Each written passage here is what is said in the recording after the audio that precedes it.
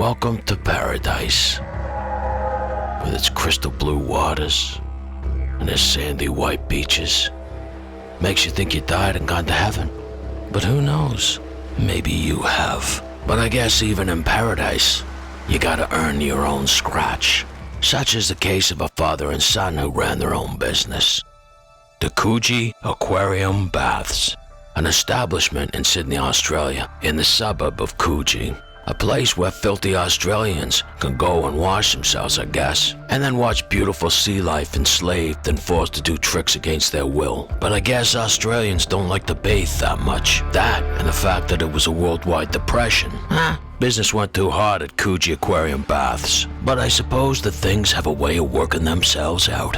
And I guess then again, sometimes they don't. It was on a slow day that seemed more often than not that Bert Hobson and his son had a fishing boat to go out and catch some sea life that might rustle up some business at the aquarium. And with his loan renewal coming up, he needed that business. But it was when Bert got a small shark on his line that things got exciting, cause he figured this could be a game changer for the business. But as he reeled in that small shark, a bigger shark ate that shark, and the aquarium owner now had the catch of a lifetime. In recent months, Sydney had been plagued by shark attacks, with 3 children being killed. Locals, as well as tourists, had a morbid fascination with this killer of the sea. And Bert, he knew it, and he saw dollars at the end of that hook. Now with a potential gold mine in his possession, Bert and his son rushed the 14-foot tiger shark back to their aquarium.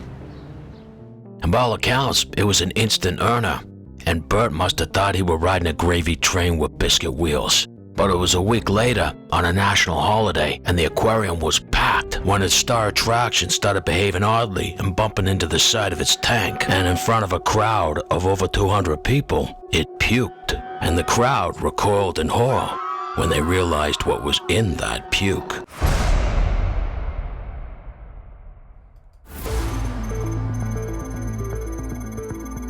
In this world, there are things that go beyond our understanding. Things that our tiny minds cannot possibly comprehend. Like where does reality end and dreams begin? Between the flick of a light switch and a dream. We continually shroud ourselves in a veil of illusion.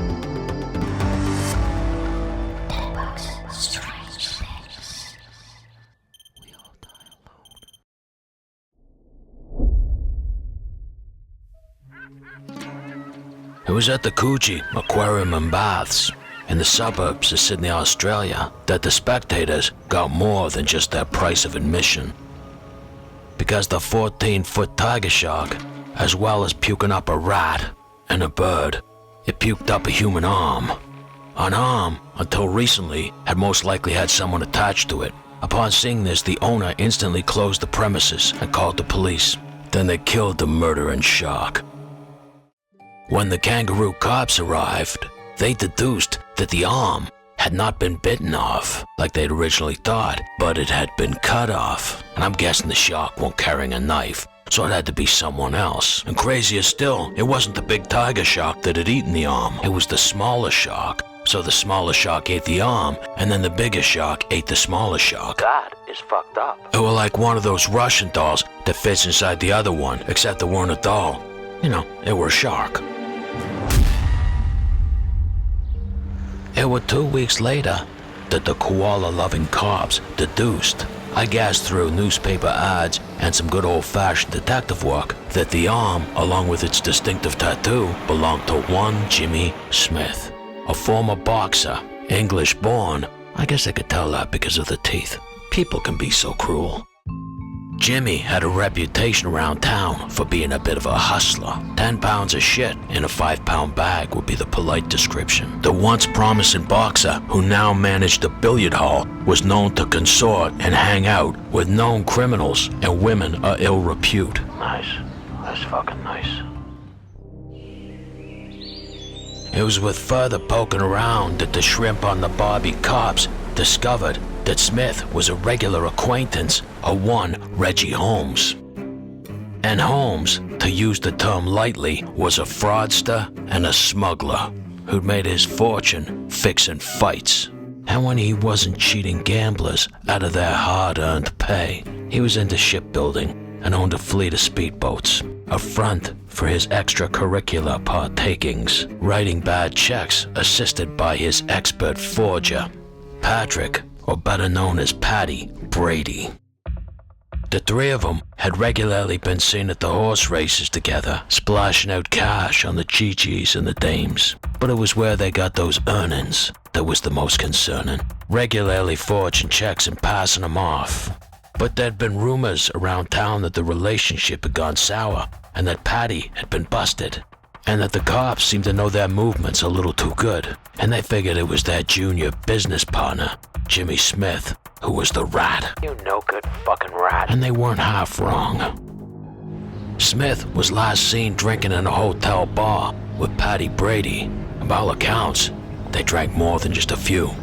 And although already late in the day, Jimmy told his wife that he was planning to go fishing. At the same time that Smith had gone missing, Brady was renting a cottage nearby. And police figured that later that night, Jimmy Smith was murdered at Brady's cottage. But thinking it don't make it so, and they now had to prove it. Figuring they had enough muck on them just based on character alone, the cops arrested Brady for the murder of Jimmy Smith on May 16th, almost a month since a shark had coughed up his amigo's arm. Smith was last seen April 7th, drinking with Brady. It was the next day that a cab driver told police that he picked up Brady at his cottage and he looked disheveled and nervous, and he could have swore that under his jacket he had an extra arm. I guess the cab driver didn't want to ask because it'd be embarrassing. Same thing happened to me. I saw a guy in the change room with an extra nipple. Anyhows, they figured it was at this time that Brady dumped Smith's severed arm into the bay, to which it was coughed up 3 weeks later in the aquarium by the shark. As cops continued their investigation, Brady's fancy-smancy lawyer got him bail, and they cut him loose. At first, Holmes denied even knowing Brady or Smith, and he said that he was just an honest businessman trying to make good.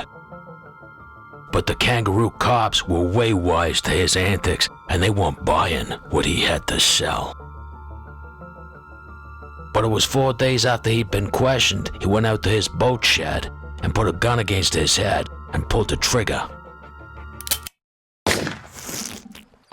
Jeez. But unbelievably, he survived the gunshot, and when he fell in the water, it woke him up, just as the police were coming to arrest him, and he jumped into his boat and led the police on a 4-hour pursuit around the bay before he was arrested. It was then he told cops that someone had shot him in the head, but he'd survived it, and the only reason that he'd been running from them was because he thought that they were the ones who shot him, which sounds totally plausible to me. But after a couple of weeks of cooling his heels in the hospital, Holmes decided to rat out on his buddy and tell coppers the whole sordid story, that Brady had knocked off Smith, cut him up, put him into a trunk, then given him what were called the Sydney send-off, well, all of them except for his arm.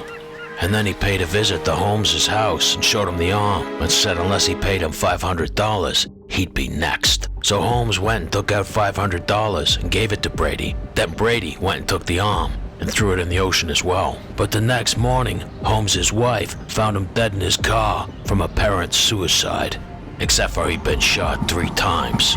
But cops weren't buying it.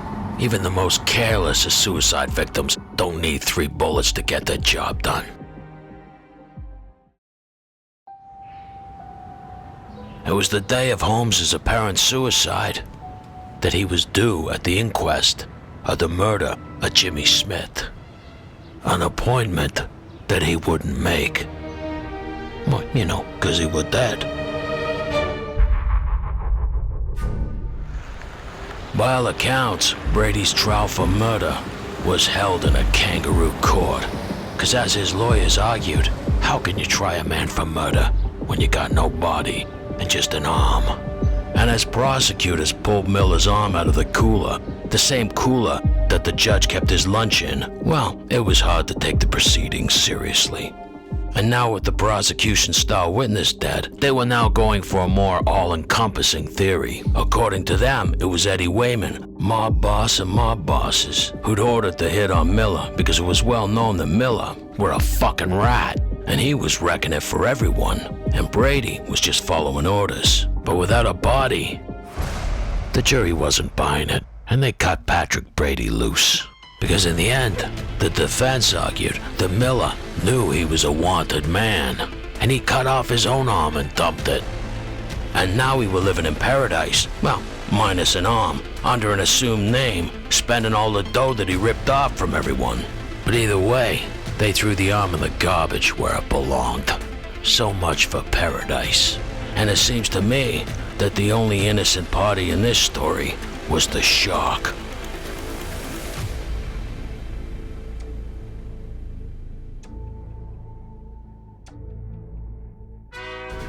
Legion forever!